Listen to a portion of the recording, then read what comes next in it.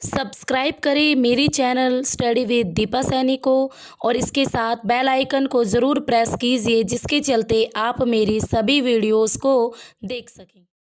आज की क्लास में मैं आपको यूरोप कॉन्टिनेंट कराऊंगी, यूरोप महाद्वीप पढ़ेंगे। ठीक है, यूरोप कॉन्टिनेंट में हम अपनी एक वीडियो पहले कर चुके हैं जिसमें मैंने आपको बेसिक नॉलेज दे दी थी यूरोप की, और उसके साथ साथ हमने यूरोप के अंदर प्रायद्वीप कर लिए थे। ठीक है, 6 मेजर प्रायद्वीप थे यूरोप के, जो कि हम पढ़ चुके हैं इससे पहले वाली वीडियो में। तो आज की जो ये हमारी क्लास है ये यूरोप कॉन्टिनेंट का पार्ट 2 रहेगी।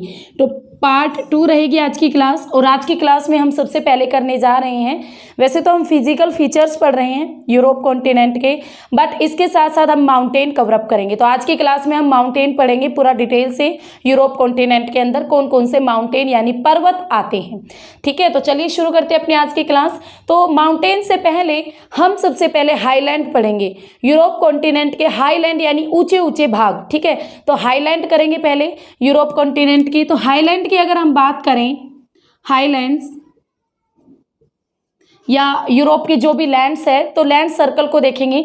यूरोप के अंदर मैंने आपको यहाँ पर कराया था स्कैंडिनेविया प्रायद्वीप। स्कैंडिनेविया प्रायद्वीप यानी हाईलैंड में बात करें तो सबसे पहला पार्ट आएगा, सबसे पहले पढ़ेंगे, ये हमारा पूरा का पूरा यूरोप कॉन्टिनेंट है। मैं आपको जो बच्चे जिन्होंने पहले वाली वीडियो नहीं देखी है तो उनके लिए थोड़ा बता दूं, यहाँ नॉर्वे, स्वीडन वगैरह ये पूरा यूरोप महाद्वीप आता है।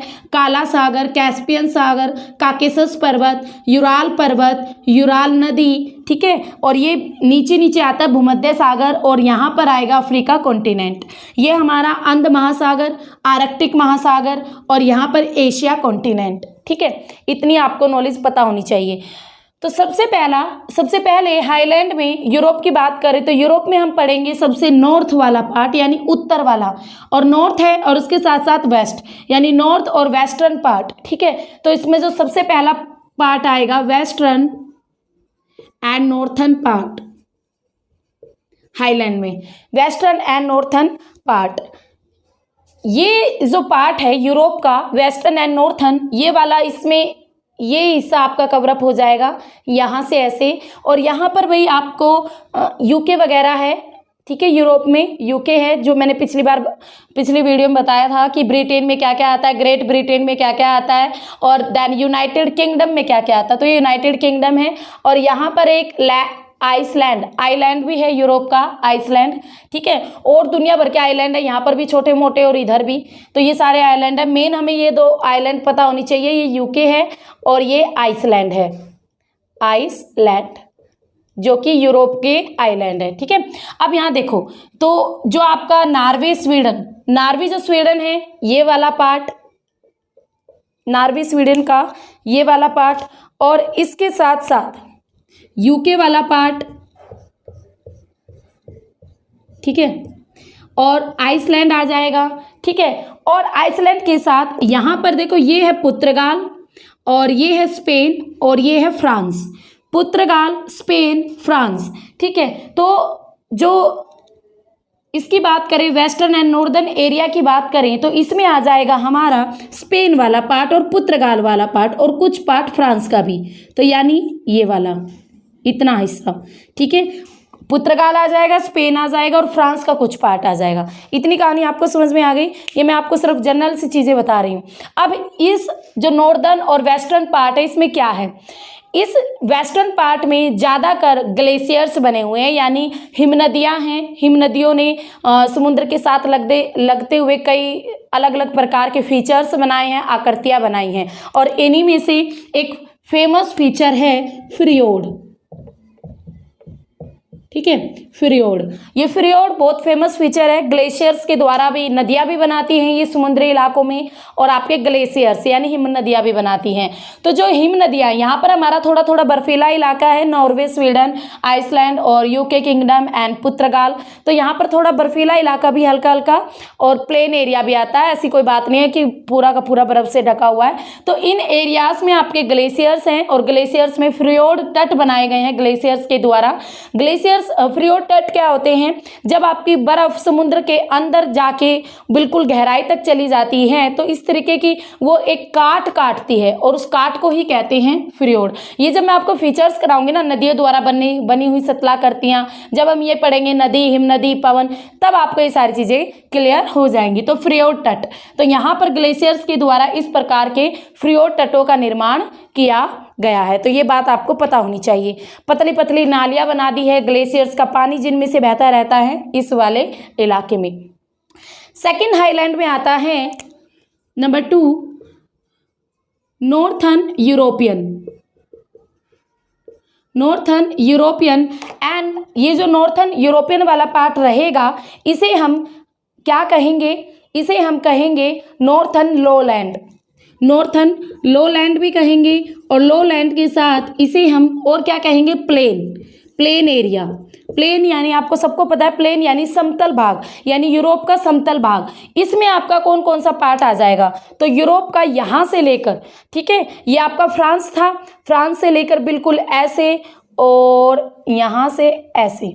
तो ये वाला जो बीच वाला जितना भी पार्ट है, मैं दूसरी शेड का यूज़ करूँगी इसमें प्लस वाली का, ठीक है। तो ये वाला जितना भी पार्ट है ये सारा का सारा आता है यूरोप का प्लेन एरिया के अंतर्गत।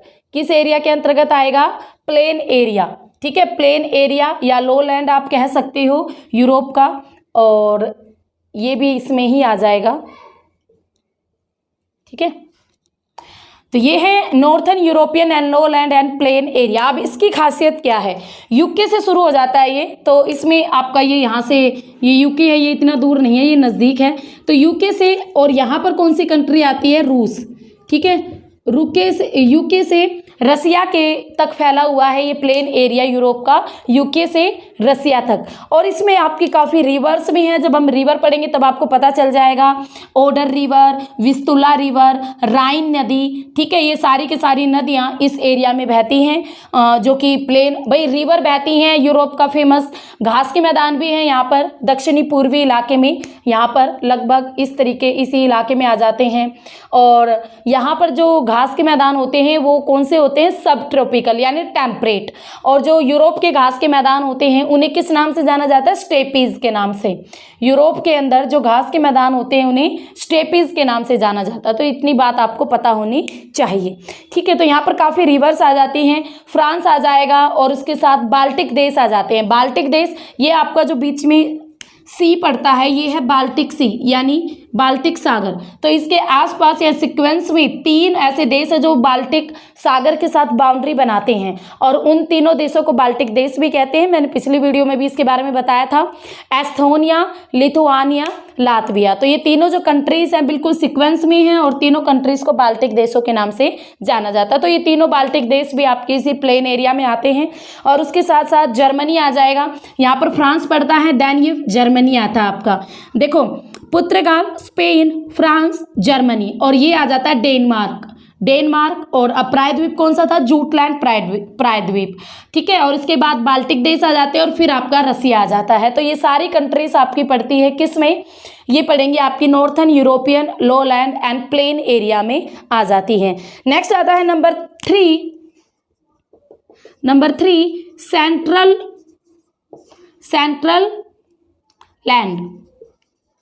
लैंड। अब सेंट्रल, जहाँ सेंट्रल की बात कर रहे हैं तो ये कहीं ना कहीं क्या होगा? यूरोप के सेंटर वाला पार्ट होगा, यानी यूरोप के बीच वाला पार्ट होगा। तो नियर अबाउट यूरोप के बीच वाला पार्ट है ये, इस तरीके से ये वाला है, ठीक है। अब इसके लिए हम माइनस वाली शेड ले लेते हैं, शेड ये वाला। तो यूरोप का सेंट्रल लैंड वाला पार्ट। अब इसकी खासियत क्या है?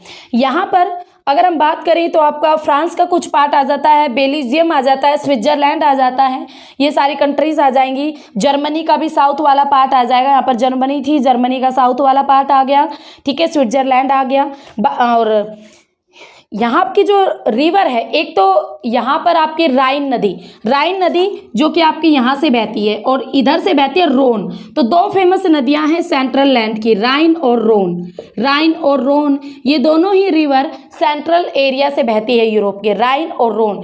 राइन इधर से बहती हुई उत्तरी सागर में गिर जाती है और रोन इधर से बहती हुई भूमध्य सागर में गिर जाती है। तो ये किस में आएगी? सेंट्रल लैंड वाले एरिया में ही ये आती है। यहाँ पर जो ज़्यादा काम किया जाता है लोगों के द्वारा, यहाँ पर हैवी वुड का ज़्यादा काम है, यानी लकड़ी का। ठीक है, वुड से रिलेटेड अधिकतर काम होते हैं इस सेंट्रल वाले पार्ट में। और लास्ट आता है, और वही पार्ट हमारा मोस्ट इंपॉर्टेंट है जिसमें हम माउंटेन्स के बारे में पढ़ेंगे। तो साउथर्न पार्ट, साउथर्न लैंड कह सकते हो, माउंटेन कह सकते हो, पार्ट कह सकते हो, आप कुछ भी कह सकते हो। तो ये हमारा जो साउथ वाला पार्ट बच गया है। अब यहाँ पर हमारी आएंगे, ये जो पार्ट आपको दिख रहा है ना, यही है आपका साउथर्न, ठीक है, लैंड यानी दक्षिण वाला भाग। अब इसके लिए हम कौन सी शेप लेंगे? स्टार वाली। ओके, ये वाला पार्ट, ठीक है। तो ये पूरा ये वाला भी आ जाएगा। ये पूरा का पूरा जो जिसमें मैंने स्टार बनाए हैं, ये आएगा आपका साउथर्न लैंड में। अब इसमें क्या क्या आता है, ये मोस्ट इंपॉर्टेंट है। यहाँ पर सारे माउंटेन्स आएंगे आपके। तो यहाँ पर इस साउथर्न यानी दक्षिण वाले भाग में, यूरोप के साउथ वाले पार्ट में, दक्षिण वाले पार्ट में, सबसे पहले तो यहाँ पर आती है हमारी पिरेनीज पर्वतमाला। कौन सी पर्वतमाला? पिरेनीज। मैं लिख रही हूँ यहाँ पर पिरेनीज पर्वतमाला। अब इनके बारे में हम पढ़ेंगे, जो जो इम्पोर्टेंट फैक्ट है वो सारे कवरअप करेंगे। पिरेनीज पर्वतमाला। उसके बाद इसमें पड़ती है यहाँ पर,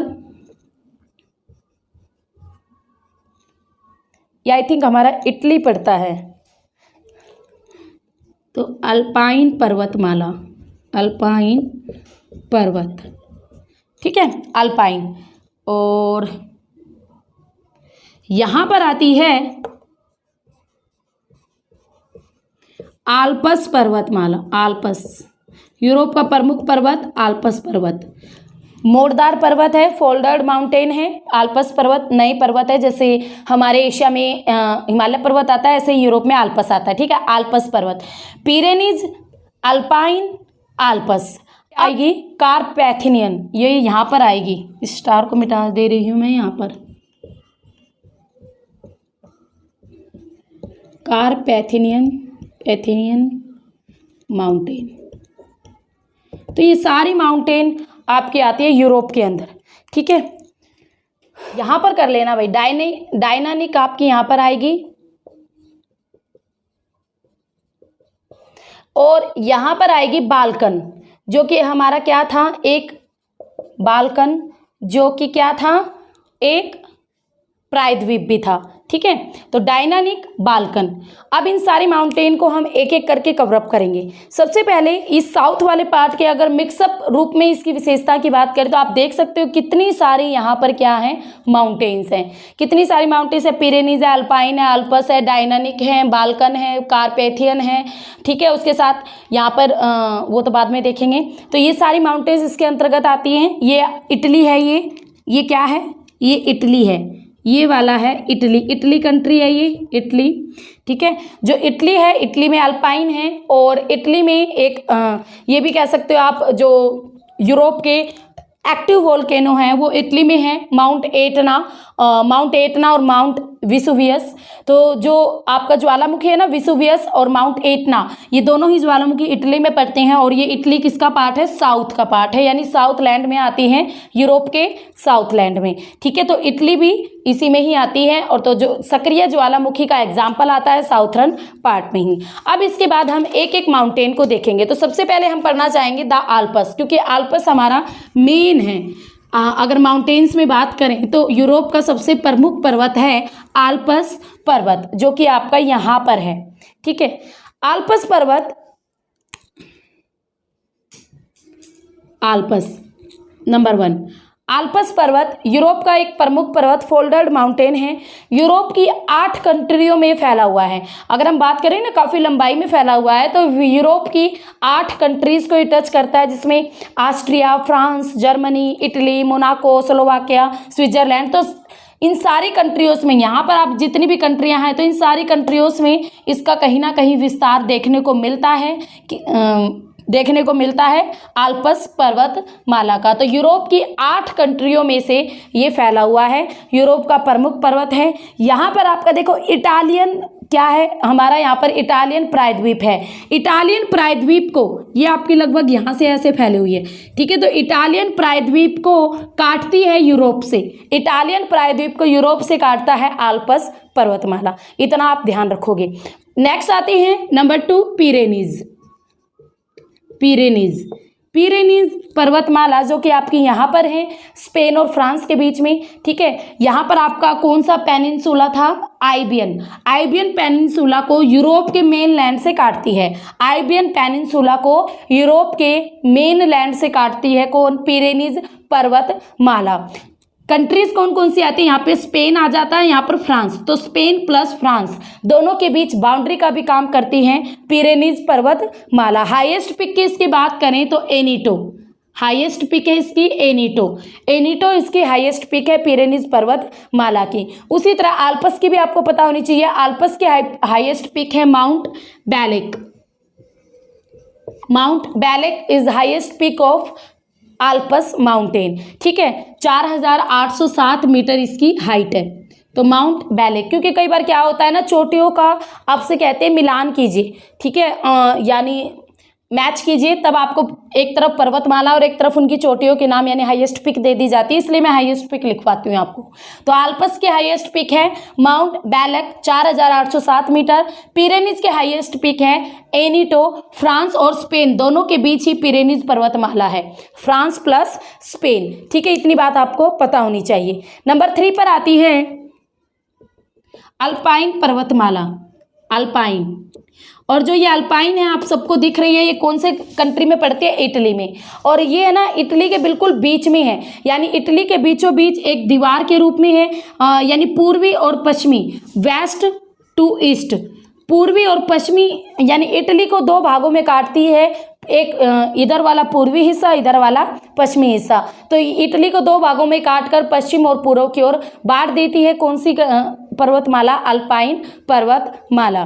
जो ये अल्पाइन पर्वतमाला है ये एक माउंटेन की कैसी है, स्मॉल चेंज है। और यहाँ पर आपका कौन सा प्रायद्वीप था, इटालियन प्रायद्वीप था, मैंने पढ़ाया था ना। तो इटालियन प्रायद्वीप के अंदर छोटे छोटे पर्वतों की एक चेन सी है, जो कि बिल्कुल इटली के सेंटर में एक लाइन के रूप में है, जो कि पश्चिम से पूर्व इटली को एक दूसरे से अलग करती है या काटती है, अल्पाइन पर्वतमाला, ठीक है। इतनी बात आपको समझ में आ गई। इसकी हाईएस्ट पीक है क्रोनो ग्रैंड इसकी हाईएस्ट पीक है, ठीक है। क्रोनो ग्रैंड इसकी हाईएस्ट पीक है किसकी, अल्पाइन पर्वतमाला की। समझ में आ गया, क्रोनो ग्रैंड, बहुत ग्रैंड है भाई, पूरे इटली को 2 भागों में काट देती है, क्रोनो ग्रैंड, इस तरीके से आप याद कर सकते हो, ठीक है। नेक्स्ट आती है the Balkan, number 4 Balkan mountain, जो कि बाल्कन जो हमारा प्रायद्वीप है उसके ऊपर ही है ये बाल्कन माउंटेन, बाल्कन प्रायद्वीप के ऊपर।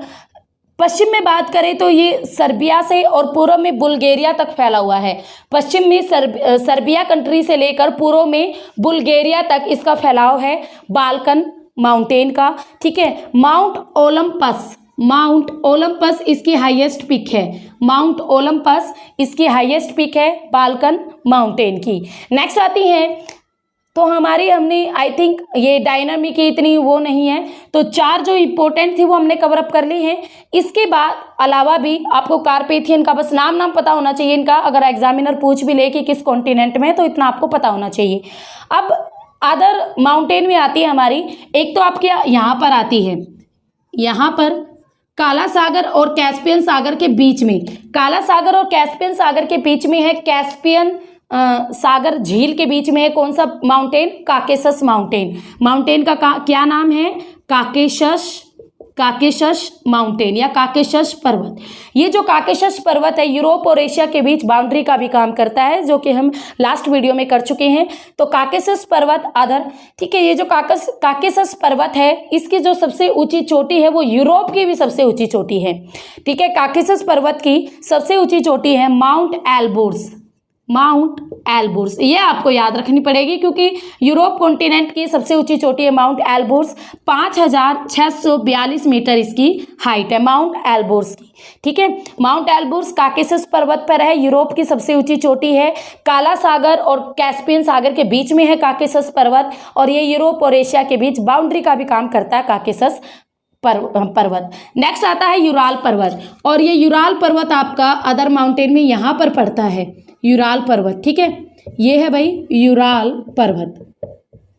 और इस यूराल पर्वत की बात करें तो जो ये यूराल पर्वत है ये एशिया और यूरोप के बीच बाउंड्री का भी काम करता है, और रसिया में है ये। ठीक है, आपको दिख भी रहा होगा यहाँ पर आपका रूस है, तो रसिया में है, और एशिया प्लस यूरोप, इतना तो आपको पता चल गया। ये लगभग जो ये काकेशस पर्वत है 2500 किलोमीटर की लंबाई में फैला हुआ है, और इसके साथ साथ इस काकेशस नहीं, यूराल पर्वत 2500 किलोमीटर की लंबाई में फैला हुआ है। इसकी जो हाईएस्ट पिक है वो है नरोदनीय इसकी हाईएस्ट पिक है यूराल पर्वत की। ठीक है, इतनी आपको पता होनी चाहिए। तो रसिया में आता है कुछ यूराल पर्वत का पार्ट, कुछ कजाकिस्तान में भी पड़ता है। यहाँ पर कजाकिस्तान है, ठीक है, यहाँ पर ऐसे, तो कजाकिस्तान और रसिया में इसका पार्ट पड़ता है यूराल पर्वत का। तो ये थे भाई आपके माउंटेन, यूरोप के माउंटेन, जिसमें आल्प्स, बैलक इसके हाईएस्ट पिक, पिरेनीज, एनिटो इसके highest peak, France plus Spain के बीच बाउंड्री का काम करता है। ठीक है, अल्पाइन, क्रोनो ग्रैंड, और आपको पता है इटली को 2 भागों में बांटती है ये, बाल्कन, ओलंपस इसके हाईएस्ट पिक, काकेशस पर्वत, माउंट एल्ब्रूस हाईएस्ट पिक, और जो कि यूरोप की भी हाईएस्ट पिक है 5,642 मीटर इसकी ऊंचाई है, यानी हाइट है। उसके साथ साथ डायनामिक कराया था मैंने आपको, ये यहाँ पर है, और कारपैथियन भी किया था हमने, ये भी आपका साउथर्न का पार्ट पड़ता है, यूराल पर्वत और काकेशस पर्वत। अब इसके बाद हम थोड़े थोड़े आइलैंड देख लेते हैं, क्योंकि यूरोप के अंदर काफ़ी आइलैंड आते हैं। बस आपको कई आइलैंड का तो अभी पता भी है, जैसे आपको यूके का पता है और आइसलैंड पता है, जो मैंने आपको बता दिए। आइसलैंड आप सबको पता है, यहाँ पर है आइसलैंड, ये भी आइलैंड है। आइलैंड किसे कहते हैं, यानी लैंड का वो पार्ट जो चारों ओर से पानी द्वारा घिरा हो। ठीक है, यानी किसी भी अन्य लैंड के पार्ट के साथ बाउंड्री ना बनाए और चारों ओर से पानी के द्वारा कवरअप होगा, उसे कहेंगे आइलैंड। तो आइसलैंड आप देख सकते हो, ये किसी से भी टच नहीं है। तो आइसलैंड क्या है, एक आइलैंड है, और किसका है, यूरोप का। सेकंड आता है यूके यानी यूनाइटेड किंगडम, इसमें वेल्स, इंग्लैंड और उत्तरी आयरलैंड और स्कॉटलैंड, ये चारों कंट्रीज जब आपस में मिलते हैं तब बनता है यूनाइटेड किंगडम, इन चारों को आपस में मिलाने पर। तो ये भी क्या है, यूरोप का एक आइलैंड है। उसके साथ साथ जब मैंने आपको नॉर्थ अमेरिका पढ़ाया था तो ऊपर मैंने ग्रीनलैंड करवाया था, और मैंने बताया था कि ग्रीनलैंड प्लस यूरोप दोनों एक जल संधि के द्वारा, डेनमार्क जल संधि के द्वारा आपस में जुड़े हुए हैं। तो जो ग्रीनलैंड है, अगर पॉलिटिकल तौर पर देखें तो वो उत्तरी अमेरिका का हिस्सा है, पर अगर उसको हम बात करें फिजिकल तौर पर तो ये किसका पार्ट है, यूरोप का। तो ग्रीनलैंड जो कि हमने उत्तरी अमेरिका के ऊपर मैंने आपको पढ़ाया था, उत्तरी अमेरिका, आप मेरे चैनल पर ज्योग्राफी कॉन्टिनेंट सीरीज में जाओगे ना, तब आपको वहाँ पर दिख जाएगा, कॉन्टिनेंट सीरीज में प्लेलिस्ट है कॉन्टिनेंट सीरीज के नाम से, तो वहाँ पर आपको सारी वीडियोस मिलेगी कॉन्टिनेंट से रिलेटेड, जितनी भी मैंने आपको कराया है। तो ग्रीनलैंड भी किसका पार्ट है, यूरोप का पार्ट है, और ग्रीनलैंड क्या है, एक आइलैंड है। और इसके साथ साथ ब्रिटेन, आयरलैंड, ग्रीनलैंड, आइसलैंड, ग्रेटलैंड, तो ये सारे तो आपको पता चल गए। अब हमारे साउथ में आ जाओ, तो साउथ में हम सबको पता है क्या है, भूमध्य सागर है। यहाँ पर कौन सा सागर है, मेडिटेरियन सी है, भूमध्य सागर है, जो कि यूरोप और अफ्रीका के बीच है, यूरोप और अफ्रीका के बीच है भूमध्य सागर, मेडिटेरियन सी। ये जो भूमध्य सागर है, यहाँ पर भी आपके छोटे छोटे आइलैंड है। कौन कौन से आइलैंड है यहाँ पर, अगर भूमध्य सागर की बात करें तो भूमध्य सागर के बीच में तो आपके जो छोटे छोटे आइलैंड आते हैं, इसमें तो यहाँ पर जो भूमध्य सागर में आइलैंड आते हैं उनको देख लेते हैं साउथ की ओर। तो यहाँ पर एक तो आपका यहाँ पर आता है साउथ में भूमध्य सागर के अंदर, यहाँ पर जो आइलैंड है उसका नाम है बेलेरिक आइलैंड। बेलेरिक, छोटे छोटे आइलैंड है, ज़्यादा बड़े नहीं है। बेलेरिक आइलैंड भूमध्य सागर में है, बेलेरिक आइलैंड। यहाँ पर पड़ता है एक छोटा सा आइलैंड कोरेसिका आइलैंड, कोरेसिका आइलैंड, कोरेसिका आइलैंड भूमध्य सागर के अंदर, बेलेरिक, कोरेसिका। यहाँ पर आता है सर्दिनिया, सर्दिनिया आइलैंड, सर्दिनिया, सर्दिनिया आइलैंड भूमध्य सागर के अंदर ही है। और यहाँ पर इटली के पास भी एक आइलैंड पड़ता है जिसका नाम है क्या, इटली के पास जो आइलैंड है उसका नाम है सिसिली आइलैंड। और ये सिसिली आइलैंड एग्जाम में भी पूछा जाता है क्योंकि माउंट एटना जो कि एक सक्रिय ज्वालामुखी का एग्जाम्पल है वो इस सिसिली द्वीप पर ही स्थित है, सिसिली द्वीप। और सिसिली द्वीप जो आइलैंड है ये किस में पड़ता है, इटली कंट्री में पड़ता है। तो ये थे आइलैंड आपके यूरोप के, जिसमें हमने आइसलैंड देखा, यूनाइटेड किंगडम देखा, और इसके साथ साथ इसमें आपके वेल्स आ जाता है, इंग्लैंड आ जाता है, और इसके साथ साथ स्कॉटलैंड आ जाता है, उत्तरी आयरलैंड जो खुद भी एक आइलैंड है, ठीक है। और इसके साथ साथ हमने भूमध्य सागर में बेलेरिक, सिसिली जो कि इटली में पड़ता है, कोरेसिका और सर्दिनिया, ठीक है, ये सारे के सारे आइलैंड आते हैं, कोरेसिका, सर्दिनिया, सिसिली और बेलेरिक, ये चारों आते हैं आपके भूमध्य सागर के अंदर। तो ये थे आइलैंड ऑफ यूरोप। तो हमने आज की क्लास में highland of Europe, mountain of Europe और आइलैंड ऑफ यूरोप कंप्लीट कर लिया। आई थिंक आपको सब कुछ समझ में आ गया है। एक दो बार अगर आप मेरी वीडियो को देखोगे तो आपको सारी चीज़ें लर्न भी हो जाएंगी, ठीक है। तो ध्यान से करना क्योंकि इन्हीं से ही एग्जाम में क्वेश्चन बनते हैं, ठीक है भाई। तो नेक्स्ट वीडियो में मैं आपको कराऊंगी रिवर्स ऑफ यूरोप, यूरोप में कौन कौन सी रिवर है, और इसके साथ साथ हम सी ऑफ यूरोप भी पढ़ेंगे, यानी सागर, क्योंकि यूरोप में सागरों से भी क्वेश्चन बनते हैं एग्जाम में। तो सी ऑफ यूरोप और स्ट्रेट, हाँ जल संधियाँ भी रह गई अभी तो, हाँ sea, strait and rivers of Europe. तो ये भी हम अपनी नेक्स्ट क्लास में करेंगे, नेक्स्ट वीडियो में करेंगे, क्योंकि फिर वीडियो काफ़ी लेंथी हो जाती है। आई थिंक आपको यहाँ पर सब कुछ कंप्लीटली हो चुका है। तो अगर आपको मेरी वीडियोस अच्छी लग रही है तो like, share and maximum subscribe my channel, ठीक है। फिर मिलेंगे, तब तक के लिए हैव ए नाइस डे।